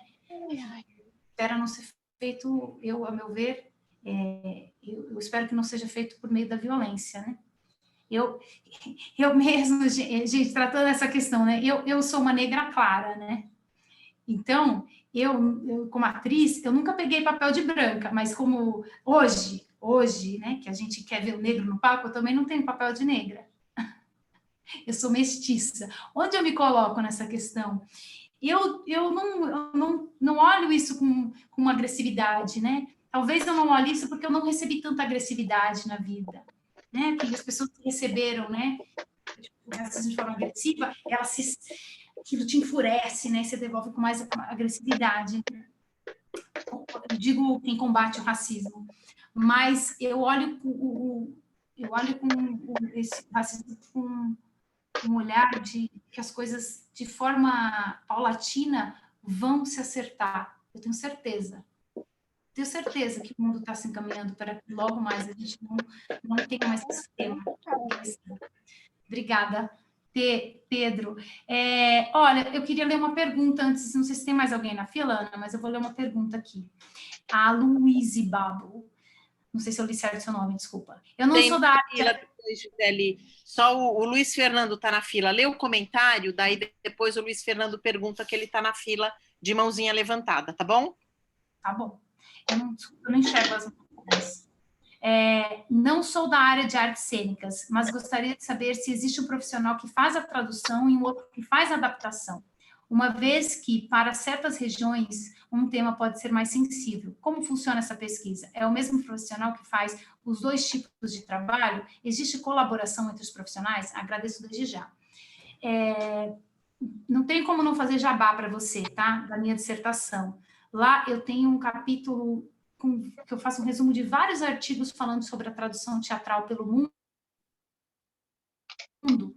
os vários poucos que existem, e alguns dos vários poucos, e lá você pode ter uma ideia do que acontece. Não tem muito uma regra, não, viu? Tem gente que é contratado por uma editora, que quer publicar. Isso que aconteceu com o Grupo Tapa, de ser contratado pela editora e treinar a tradução no palco, que é uma coisa que eu falo na dissertação. A tradução no papel até o palco não era muito comum, mas tem se tornado cada vez mais comum. Então, a gente tem várias situações.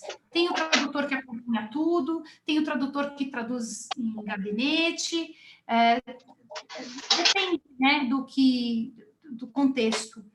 Né? E o tema sensível, né, se ele é um sensível para uma região ou outra, é o que eu falei lá no começo. Também não tem uma regra. Eu dei aqui um parecer do que eu vejo. Muitos estudiosos normalmente quem estuda tradução teatral é um artista e que faz teatro, né? Vocês viram que as pessoas se manifestaram aqui, tem um pouco essa relação com o teatro e com a tradução. Então, já meio que treina dentro do contexto e sabendo quem vai ser o público, sabendo onde vai ser colocada a peça, quando vai ser feita a peça. Então, isso ajuda bastante. Mas tem casos, pode ter casos como, por exemplo, você, que nunca fez, não é das artes cênicas, mas gostaria de fazer, né? Isso é um ótimo começo, saber esses princípios básicos, por aí você seguia. Ok? Espero que eu tenha respondido. Bom, quem vem agora, desculpa, Ana, esqueci o nome, todos os trabalhos da USP estão na CIB-USP, que é a biblioteca da USP. Vocês podem entrar pela internet, está tudo lá, pode baixar, baixa direto de lá, porque assim tem os downloads para a professora. E se vocês ficarem seguros, deve estar tudo na bibliografia do curso, com certeza. Né? Você não colocou a tua dissertação lá? Coloquei lá, a bibliografia do curso. O nome da professora já sai, gente. O que mais é muito fácil achar as coisas hoje em dia. Só isso. Obrigada, Silvia. É o Luiz Fernando que está na fila. Oi, Luiz Fernando. Oi, vocês conseguem me ouvir? Olá, tudo bem, Gisele? Olá, bem-vindo. Muito obrigado.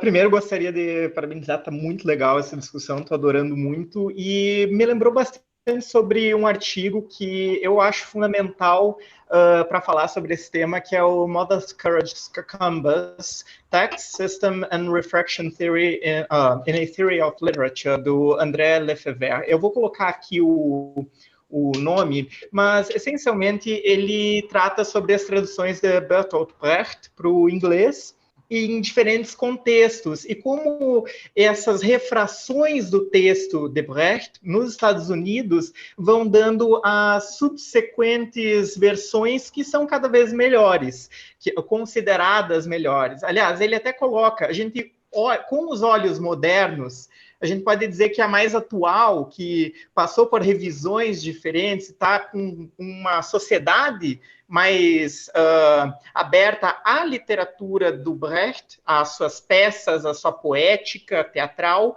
são mais fiéis, mais fidedignas. Mas ele diz que é tudo uma questão de contexto. Talvez os primeiros tradutores que fizeram as adaptações lá na década de 50 não tivessem a liberdade para expressar aquelas poéticas teatrais, não tivessem a liberdade para abordar determinados temas, porque, por exemplo, Brecht era um autor de esquerda, ele era um autor com um alinhamento próximo ao marxismo, e nos Estados Unidos havia bastante perseguição a isso, né, cultural, e eram peças que foram adaptadas, por exemplo, a Broadway. Então, eu acho que essa ideia de como abordar determinados temas, como é a recepção disso, e também essa interação do texto teatral com a obra escrita são coisas muito legais que a gente pode encontrar lá.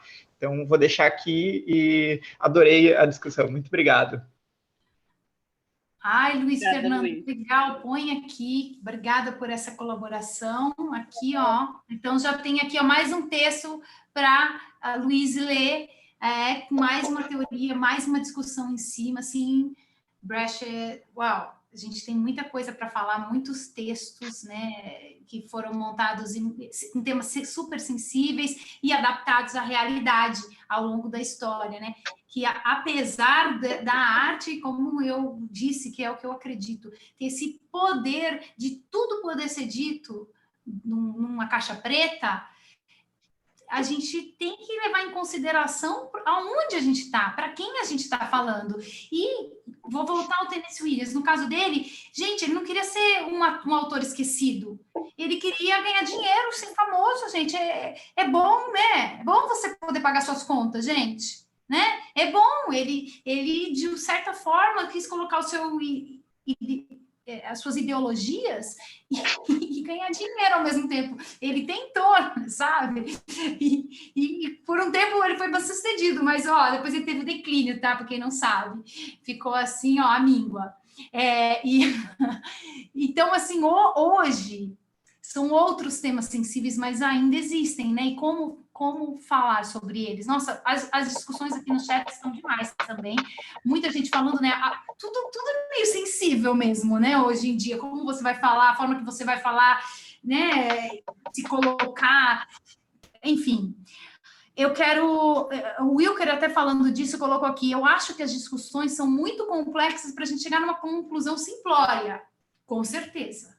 Isso, né? Por isso que a gente abriu para discussão. Algumas coisas são da pessoa, outras são do grupo, de que aquela pessoa pertence. Então, seria ingenuidade a gente pensar que tudo se trata do ser humano. E o ser humano ser falho. Alguém quer comentar sobre isso? Eu quero completar que, além desse texto que o Luiz Fernando brilhantemente lembrou, temos também o livro sobre a manipulação da literatura, que é muito interessante para quem está estudando escrituras. Também do Lefebvre, é um livro inteiro. Tá? A gente tem também, nós temos uma biblioteca muito grande, tá? Então, quem precisar, pergunta, a gente tem. Eu tenho que organizar isso ainda no negócio Drive, mas a gente tem. Tá? Só isso. Ótimo. Gente, falando dos temas sensíveis aqui, Bom, a Beatriz está comentando sobre essa coisa da fala, né? Como...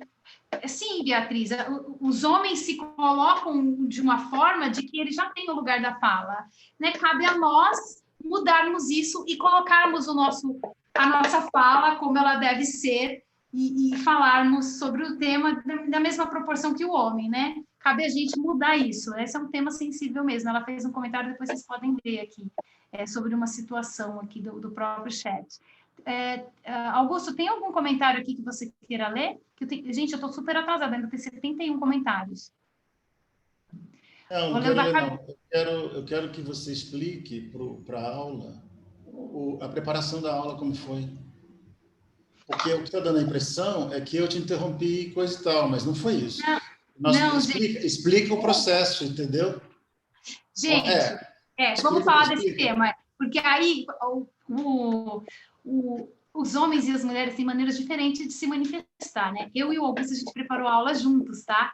E aí, eu preparei, a gente construiu essa aula juntos, a gente discutiu os temas juntos, a gente levantou os artigos e o conteúdo juntos, das duas aulas, certo?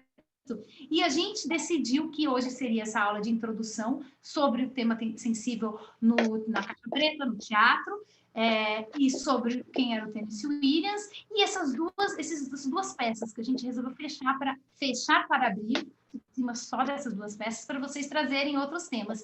E a segunda parte da aula, ele falaria, eu abriria com ele falando, levantando essa questão do blackface, e etc, tá? Então, assim, pode parecer que a maneira dele se expressar tenha ficado assim, que as meninas acharam agressiva. Gente, eu acredito que ao longo do tempo os homens vão percebendo que eles podem se manifestar de outra forma.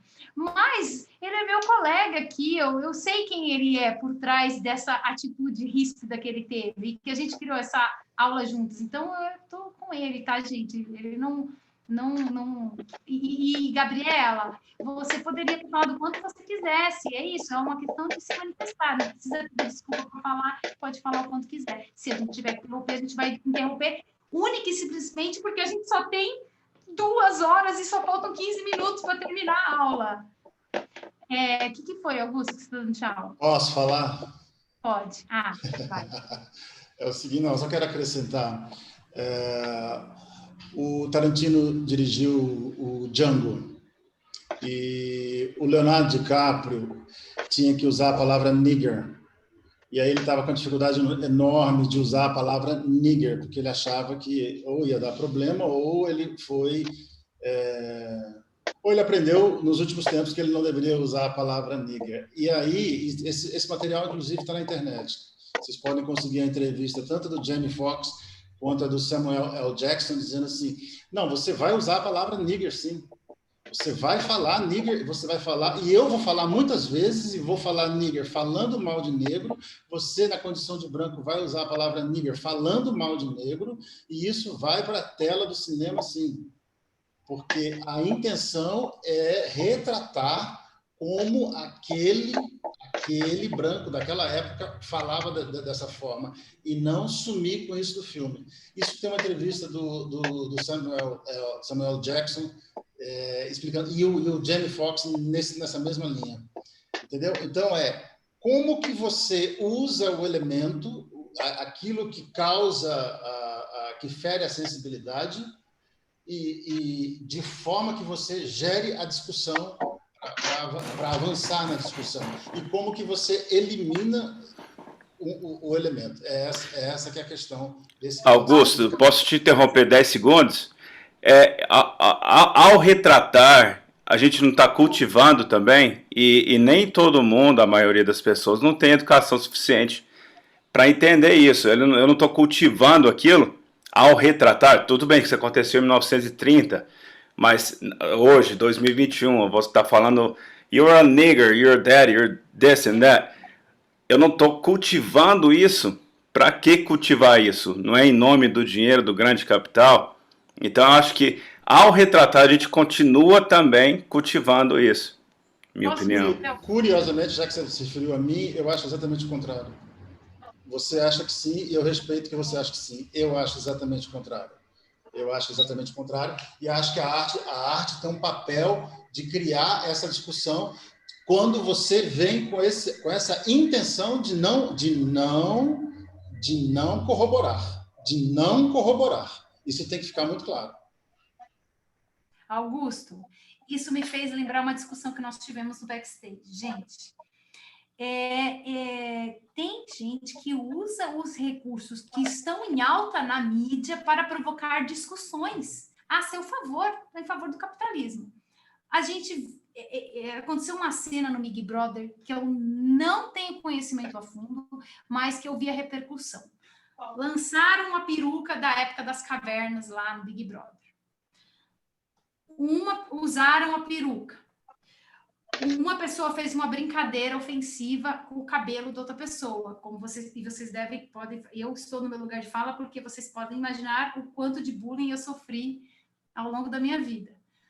E aí essa pessoa ficou super ofendida e isso deu vazão,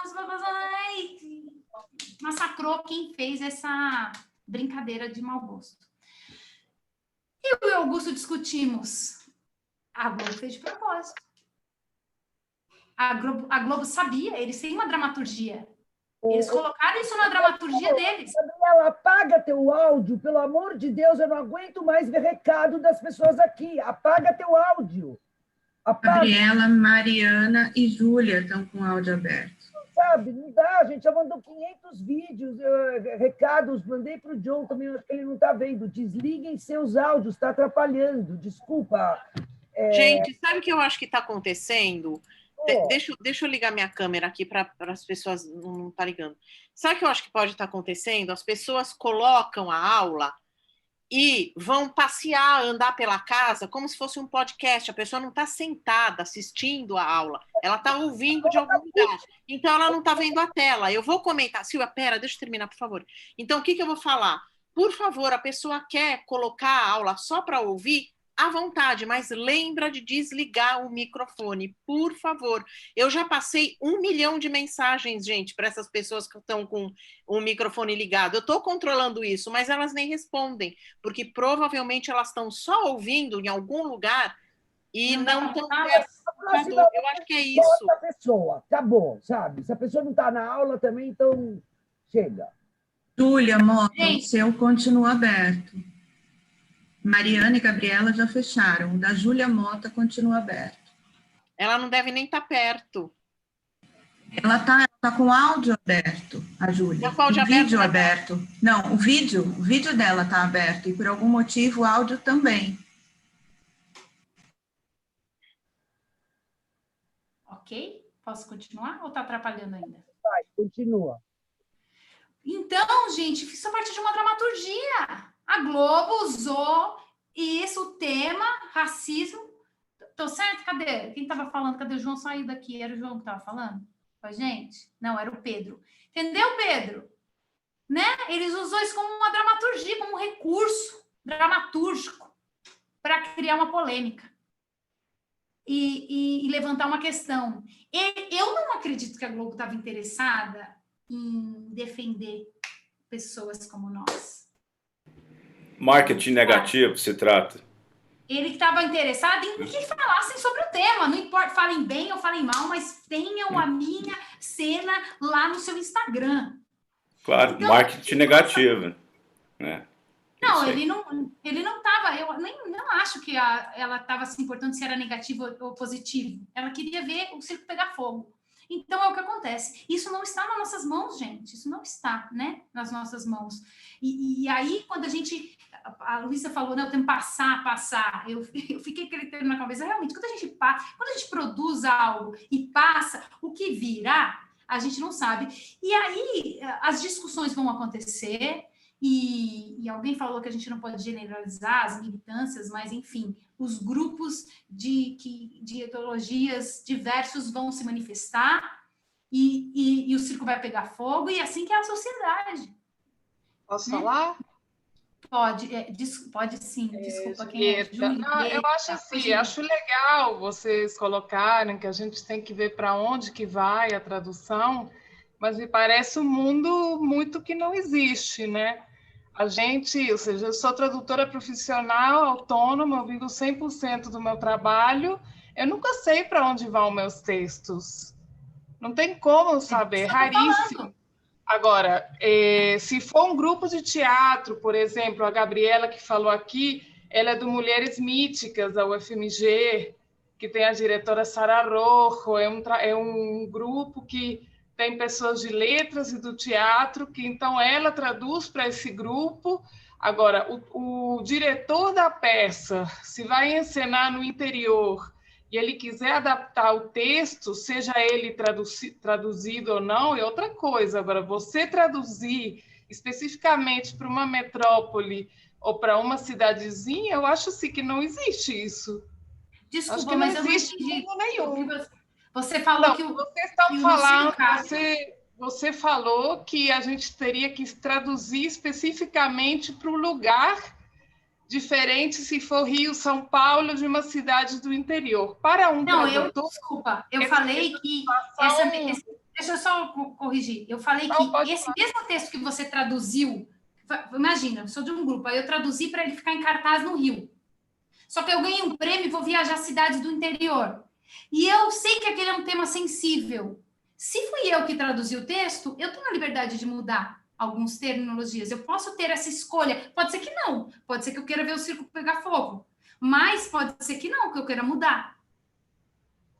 Não, mas você está falando de um caso que a atriz faz parte da mesma... Olha só, você está falando que a atriz é a tradutora que faz parte daquele mesmo grupo. Você está falando de um caso praticamente impossível. Quando eu, como tradutora, eu não vou saber se a peça tocou passou no interior de não sei o quê. Eu traduzi a peça. Se depois alguém daquele grupo de teatro fora, que tudo tem que ter recursos, né? Porque a gente vive do nosso trabalho, sejamos tradutores, atrizes, né? A gente tem que comprar comida, pagar aluguel, né? Então, assim, onde vai ter recursos para você fazer adaptações e traduções diferentes?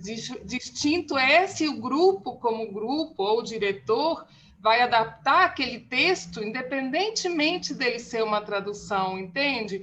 O que você menciona pode ser bonito, mas é quase inexistente. Julieta, desculpa, Julieta, não concordo. Desculpa, deixa eu só responder aqui. Não é inexistente. Porque de todo o material que eu pesquisei de tradução de peça de teatro, uma grande parte, são textos traduzidos pelo próprio grupo, ou textos traduzidos para aquele com público-alvo definido. Na minha dissertação, eu uso como base uma pesquisadora falando sobre distintas formas de se traduzir o teatro. E ela fala sobre isso que você está falando, né? Aquela tradução, que existem várias formas. Aquele tradutor que traduz para o texto que vai ser publicado, que é o seu caso, que você não tem domínio sobre o seu texto.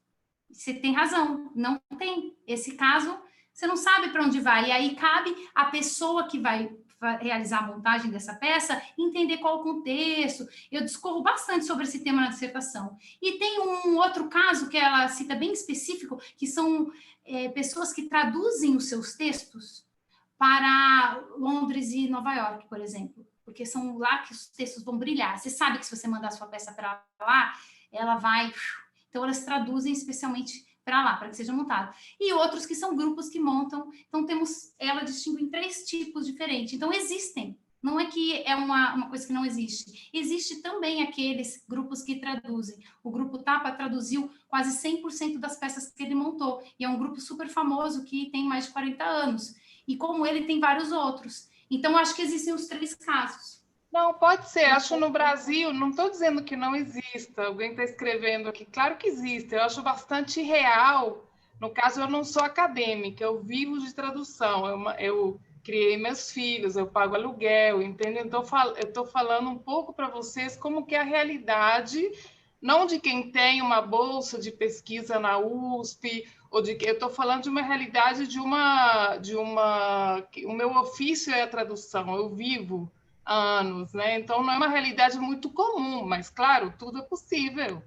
A gente pode fazer N coisas para Londres e Nova York, por exemplo, mas não é a realidade muito do Brasil. Quanto que você ganha, Gabriela, para se adaptar?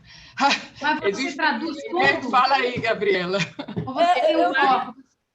Eu você acho traduz que tudo ou você tem um foco? Eu acho que a gente se torna uma questão da gente saber a nossa posição e o que a gente pode fazer neste quesito. Você falou muito bem, porque casos são casos, locais são locais. Eu não vou me preocupar para onde o texto que eu estou trabalhando vai se eu dependo desse dinheiro para comprar o meu almoço de amanhã. Só que não dá para só não pensar nisso a partir de certas posições que a gente tem. Então, sim, há uma diferença muito grande a partir do domínio que o profissional tem do texto. E não é porque um texto foi editado, traduzido e revisado que cada um desses sujeitos vai ter alguma influência ou poder sobre para onde o texto vai. Só que alguém tem. A grande questão é que alguém tem poder de influência sobre qual público vai receber aquele texto. E esse alguém precisa se preocupar com isso. Onde você descobre quem é esse alguém é outra história. Se esse alguém sou eu, é você, é o meu colega, é o meu chefe, alguém que está abaixo de mim hierarquicamente, é outra história. Só que é preciso ter consciência que se o texto chegou a uma comunidade, alguém permitiu e providenciou para que ele chegasse lá. É que nem um algoritmo ser preconceituoso com alguma coisa. O algoritmo não tem culpa. Quem tem culpa é quem fez o algoritmo e, sabendo que tem algum defeito, permitiu que ele continuasse com esse defeito preconceituoso e prejudicial para grupos em posições de risco. Essa é a grande questão. Não, mas eu acho que, sem eu saber o público, eu posso ter uma posição em como traduzir textos sensíveis, então eu nunca vou falar homossexualismo nem escravo, e eu não sei o público. O público é a contemporaneidade desse mundo que eu vivo. Não sei se o público vai para a favela ou vai para a elite paulista, mas eu não vou colocar escravo, eu vou colocar escravizado, entende? Mas você está falando de terminologias eu posso ter um posicionamento sem saber a qual público vai. Você entende? Mas depende do texto, né? Também. Estamos quase 4 horas, então eu vou ter que terminar a discussão, que com certeza vai continuar na segunda-feira que vem. Lembra que quarta-feira é dia de Tiradentes, então não tem aula. Então vamos continuar semana que vem. E eu só queria colocar 2 pontos no final, só para fechar. Primeiro ponto é que me lembro, muito tempo atrás, eu estava estudando na Universidade de Essex, e vi uma péssima encenação de Otelo. Por quê? O ator que fazia o papel de Iago era um ator semiprofissional ótimo. O ator que fazia Otelo era um indiano, magrinho, jovem, mas parece que a diretora não conseguiu nenhum ator bom para fazer o papel. Nesse caso, o que acontece? Claro que no Brasil, Estados Unidos, Inglaterra, Reino Unido, França, Europa, quase a maior parte do oeste da Europa, há muitos atores negros. Mas em outros países, que se faz com a encenação de Otelo? E há certas áreas, por exemplo, ópera, onde ainda usa blackface. Recentemente, o tenor, talvez o mais famoso do momento, Jonas Kaufmann, alemão, fez Otelo em blackface pouco tempo atrás. Então, só queria fechar e vamos continuar a discussão com certeza, Gisele, na segunda-feira que vem. Gisele, você quer deixar a Gabriela? Ela está de mão levantada faz um tempinho. E vamos só encerrar com o comentário da Gabriela. Gabriela, você pode ser breve, por favor? Aí na quarta-feira não. Gente, quarta-feira, dia 21 de abril, não vai ter aula. Voltamos na segunda-feira que vem com a aula do Augusto, que é a continuação da aula da Gisele. Por favor. Como a Gabriela vai encerrar, gente, as referências estão aqui, eu vou divulgar os meus contatos para quem quiser falar mais. Eu estou super aberta à discussão, a novos olhares. Enfim, Julieta, Luiz, podem falar no Instagram, acho que essa discussão dá pano para manga.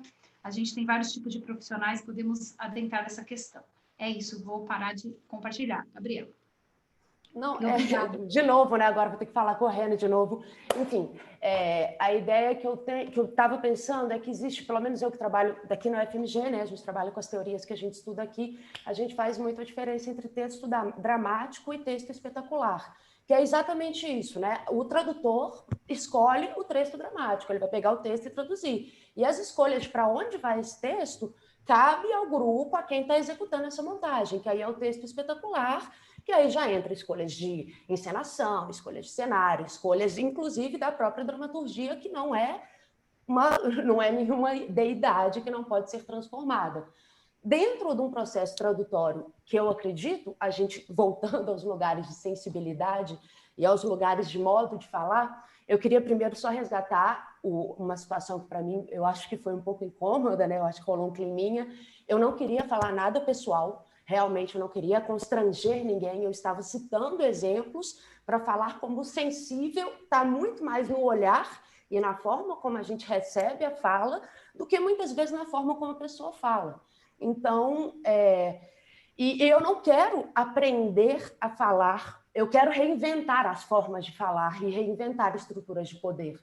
Então, eu não quero aprender a falar interrompendo, eu não quero falar alto, eu não quero falar forte. Do mesmo jeito que eu não quero usar a palavra escravo, quero usar escravizado. Do mesmo jeito que a gente tem escolhas éticas diárias. E isso faz parte tanto do trabalho de tradutor, de encenador, de professor, como do nosso próprio trabalho de gente mesmo, né? Então, enfim, era isso. Obrigada, gente.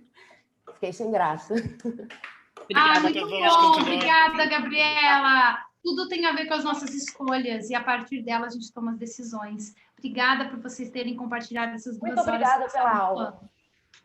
Obrigada por vocês que fizeram a aula. Foi muito bom. Obrigada. Vou fechando agora e continuamos com certeza a discussão na segunda-feira. Sim. Bye, bye. Obrigada, pessoal. Até segunda. Bom feriado para todo mundo.